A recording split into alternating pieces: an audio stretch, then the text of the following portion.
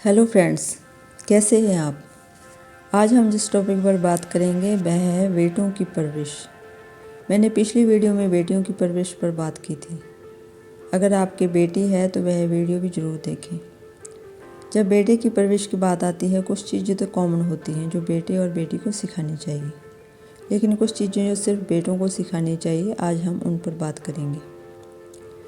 अगर हम सोचें कि जब हमारा बेटा बड़ा होगा तो वह नाइस पर्सन, रिस्पॉन्सिबल और एक जेंटलमैन बनेगा, तो उसके लिए तैयारी हमें बचपन से ही करनी पड़ती है। ऐसा नहीं कि हम उसके बचपन में तो उसके सामने कुछ भी करते रहें और उम्मीद करें कि वह बड़ा होकर हमें रिस्पेक्ट देगा और एक अच्छा पर्सन बनेगा।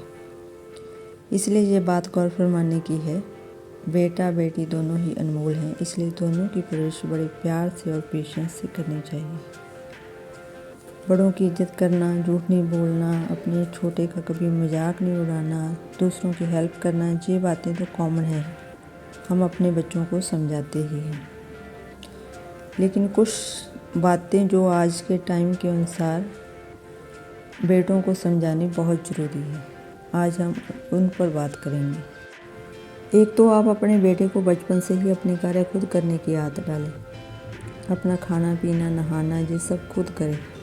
अक्सर माएँ प्यार में बच्चे को शुरू में तो आदत नहीं डालती, फिर बड़ा होने के बाद मुश्किल हो जाती है। बेटे को उम्र के अनुसार चाय बनाना, कुछ खाने को बनाना, गेस्ट आने पर उसको अटेंड करना, अपना रूम साफ़ रखना, अपना बिस्तर बनाना, बाथरूम साफ़ करना, घर के और कामों में हेल्प करवाना, ये बचपन से ही सिखाएं। उसे सेल्फ डिपेंड बनाएं। इससे बच्चा खुद भी खुश रहेगा और आप भी खुश रहेंगी, और जब शादी होगी तो पत्नी भी, क्योंकि वैसे भी आजकल लड़की लड़का दोनों जॉब करते हैं। अकेली लड़की तो सारी जिम्मेदारी नहीं उठा सकती ना।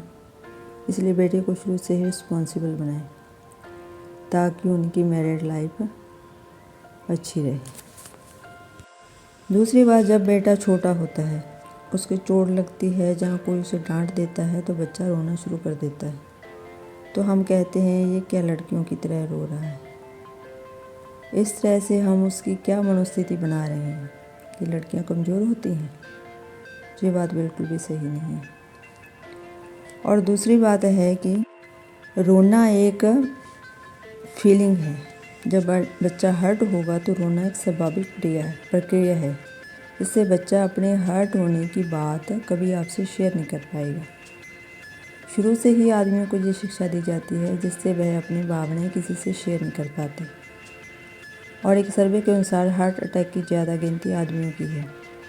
लड़कियां अपनी सारी फीलिंग्स शेयर करती हैं, इसलिए उनको स्ट्रेस कम होता है। लेकिन ये बात लड़कों को नहीं समझाई जाती। रोने से स्ट्रेस लेवल रिलीफ होता है, इसलिए रोना बुरी बात नहीं है। उसकी फीलिंग की रिस्पेक्ट करें और उनकी बातों को ध्यान से सुनें। और एक बात ये, अपने बेटे को औरत का सम्मान करना सिखाएं। उसके सामने कभी भी किसी लड़की या औरत के बारे में अपशब्द ना कहें। ये रिस्पॉन्सिबिलिटी उसके पिता की है। वह कभी भी किसी औरत को लेकर भद्दे कमेंट ना करें। जब वह बड़ा हो रहा होता है तो उसे साफ तौर पर कहा जाए कि वह किसी लड़की के साथ अगर बदसलूकी की, उसके लिए हम तुम्हें कभी माफ़ नहीं करेंगे। तुम जहाँ सही होगे तो हम तुम्हारा साथ देंगे, लेकिन कभी इस तरह के मैटर में अगर तुम्हारा कसूर हुआ तो हम ये बर्दाश्त नहीं करेंगे। ये बात आप सख्ती से अपने बेटे को कहें। और रात को जल्दी घर आने के लिए शुरू से ही अपने बेटे की आदत बनाएं। उसका फ्रेंड सर्कल कैसा है, इस बात पर ध्यान देते रहें। रात की पार्टी के लिए कभी भी परमिशन ना दें, क्योंकि फ्रेंड सर्कल में हर तरह के लड़के होते हैं। कभी कभी अपने फ्रेंड के प्रेशर में आपका बेटा नशे का आदी भी हो सकता है, इसलिए इस बात का ध्यान रखें। अपने बेटे का करैक्टर अच्छा बनाएं ताकि जब आप साथ ना भी हो तो वह किसी के साथ गलत सलूक ना करे और उसे अच्छे बुरे की परख हो। दूसरी बात, हमारे रिलेशन कैसे हैं हमारे माता पिता से, सास ससुर से, चाचा चाची, बुआ फुफड़, बात मायने रखती है। ये बात बहुत मायने रखती है। अगर हमारे संबंध अच्छे नहीं हैं, हमारे बेटे के संबंध हमारे से व हमारी बेटी से भी अच्छे नहीं होंगे। चाहे हमारे कितने भी मनमुटाव हैं, अपने रिलेटिव से या अपने पेरेंट्स से, पर कभी भी अपने बेटे के सामने किसी की निंदा ना करें। अपने बेटे को अपने फ़र्ज़ निभाने को कहें और कहें कि तुम्हारे लिए सब बराबर है, तुम किसी के साथ मतभेद नहीं करोगे। अपने बेटे को दादा दादी के पास बैठने दें, उनकी हेल्प करने को कहें। अगर वह डांटते भी हैं तो अपने बेटे को समझाएं कि उनकी बातों का बुरा ना मानें, क्योंकि बुढ़ापे में अक्सर ऐसा होता है, उनका शरीर साथ नहीं देता तो उनका इरिटेट होना लाजमी है, इसलिए वह उनकी मदद करें। इससे क्या होगा कि आपका बेटा दूसरे की फीलिंग्स समझेगा और कल को जब आप बूढ़े होंगे तो आपकी फीलिंग्स की रिस्पेक्ट करेगा, आपसे इरिटेट नहीं होगा।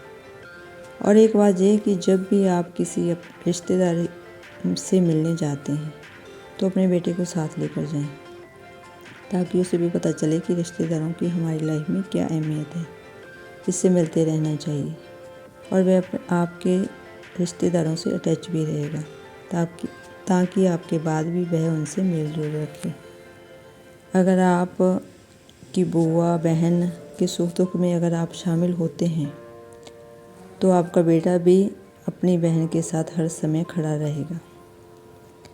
इस तरह से शुरुआत आपको करनी होगी। अगर आप चाहते हैं कि आपका बेटा नाइस पर्सन बने, रिस्पॉन्सिबल बने, अपने सारे फ़र्ज निभाए,